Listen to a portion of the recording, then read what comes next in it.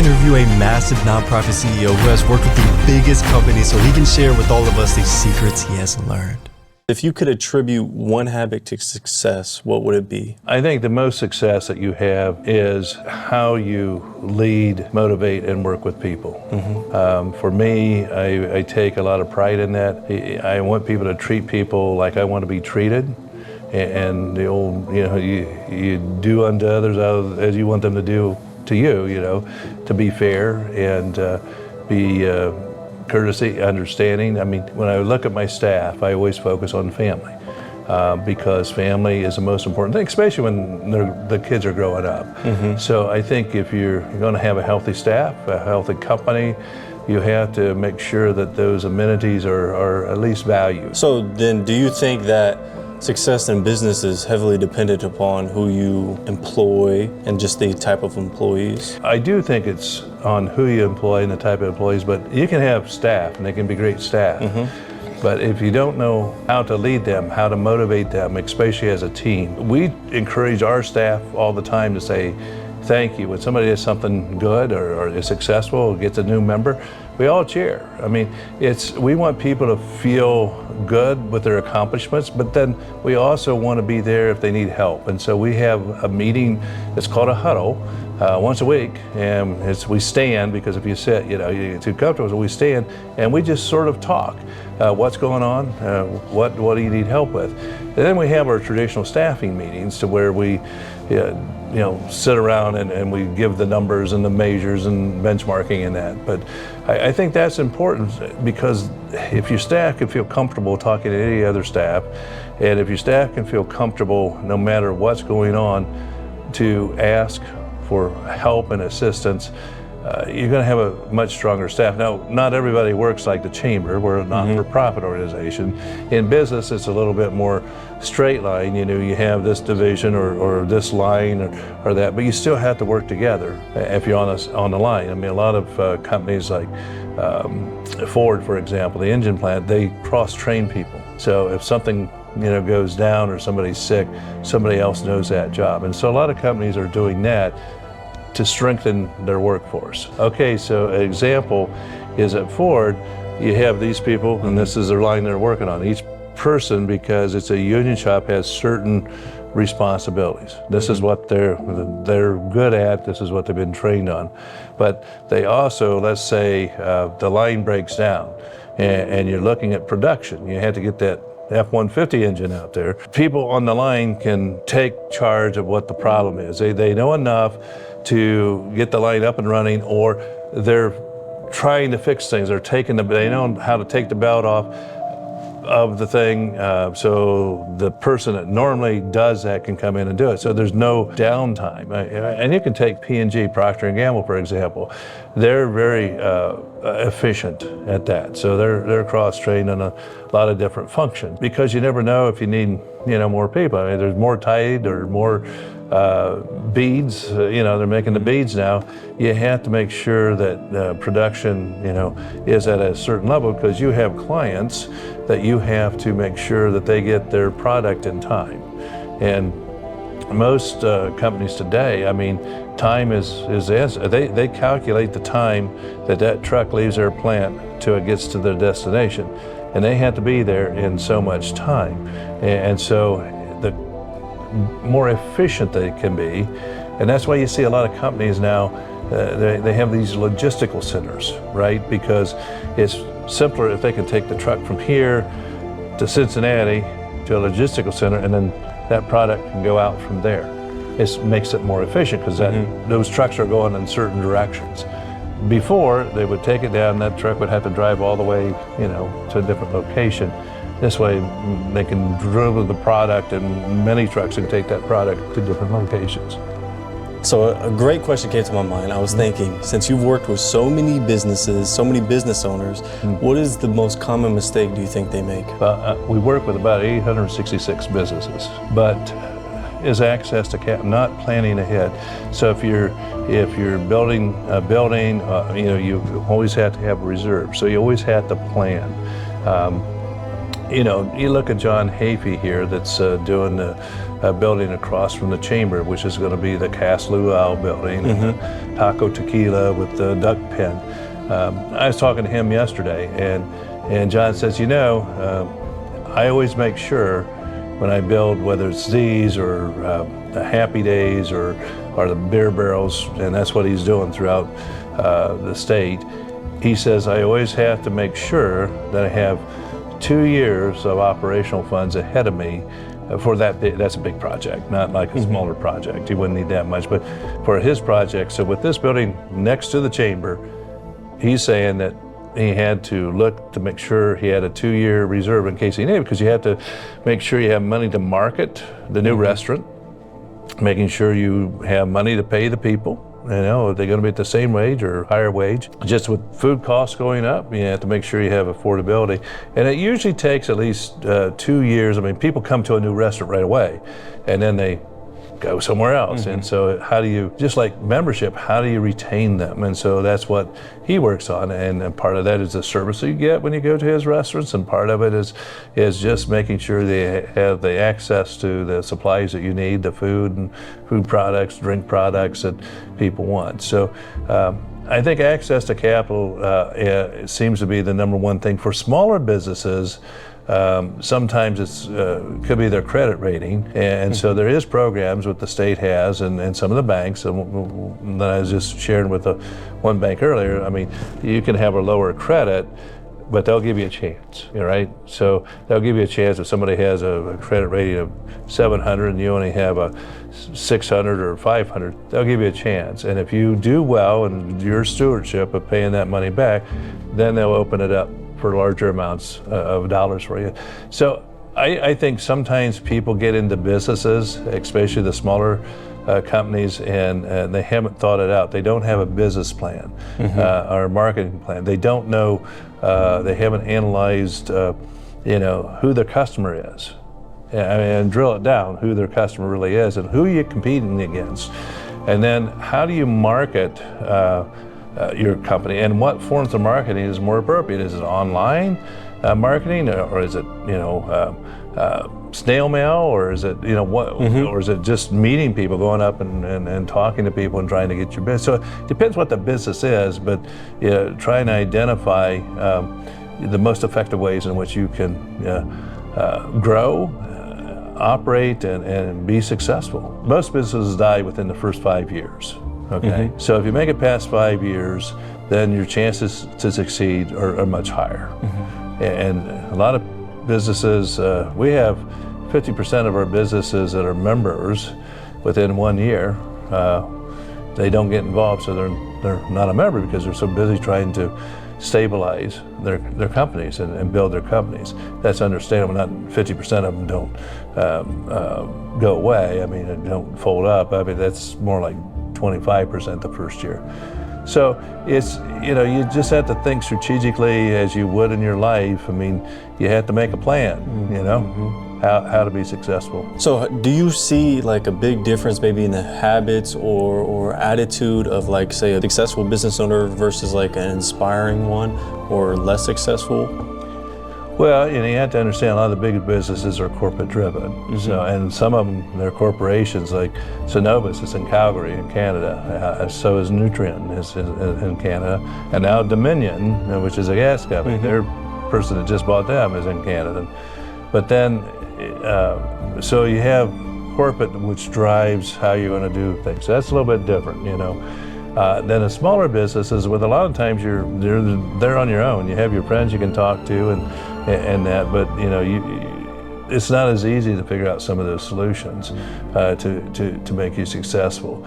So I think just listening to what people say, or come to get help when people need a little bit of guidance, and not to be embarrassed to do that. I mean, I've seen some, in my 25 years, I've seen some businesses which I thought there's no way these guys are going to make it. They came and, did a business plan and understood who their market was, and they're very successful today. I mean, look at the Meeting Place, for example, right now it's a coffee shop, right? And so they put all their stuff on credit cards. They want to go out to the mall. They want to stay downtown. They want to establish downtown and not go out to the mall.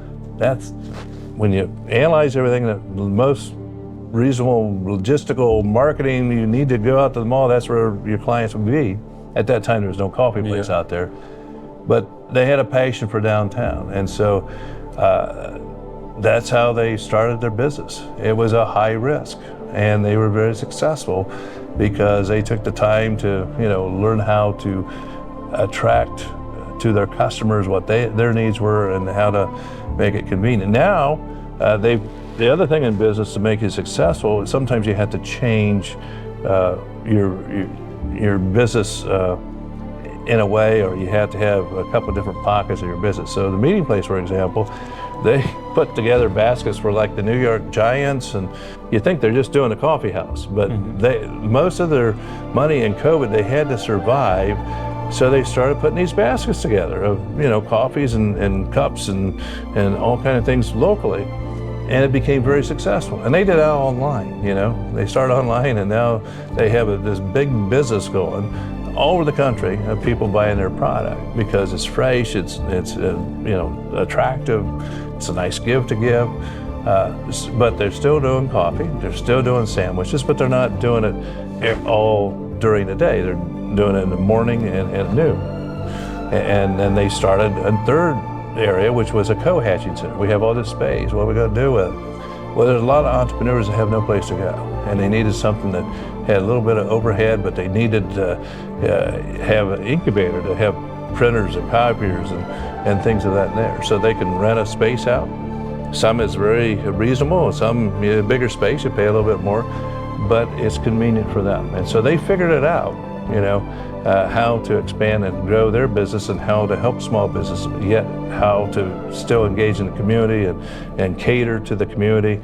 And so it's amazing as you grow. You have to grow with your business. So and you can't grow fast. One of the things that businesses do too often is they grow too fast, and then they can't continue the growth, or they can't keep up with the growth.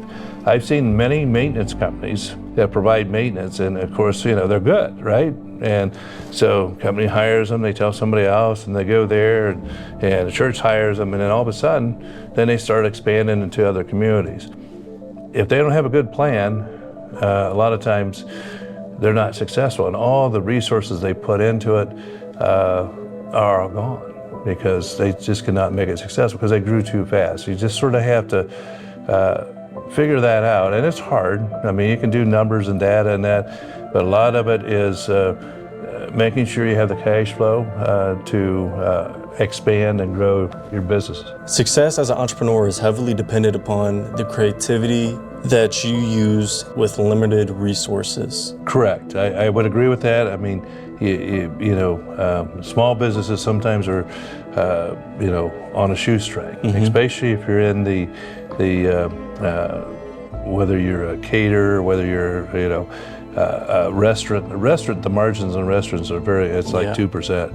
And so, so it's a very small margin. So you have to be smart, and you have to make sure you follow the data, your numbers that you're getting in, your customer totals, and where they're coming from. That's another thing. Where's your customers coming from?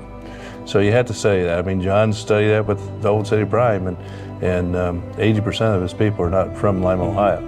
They're from other places. They come to Lima. We go to Findlay or Fort Wayne. They come to Lima. What is one regret that the older you wishes the younger you would have done? Well, I think the younger me would have said, because I was 42, I think, when I started at the chamber, is that I would have established early on a balance of my position. I mean, everybody wants a chamber person to be at different things, and you have to learn, and I have learned that, as how to discipline, how to say no, even though it's a good thing, that you can't do everything, and to really get back to your core of your mission. If it's not in the core of the mission, then you might not want to do it, right? Because you have members that are looking, well, why are you doing this when you could be doing this?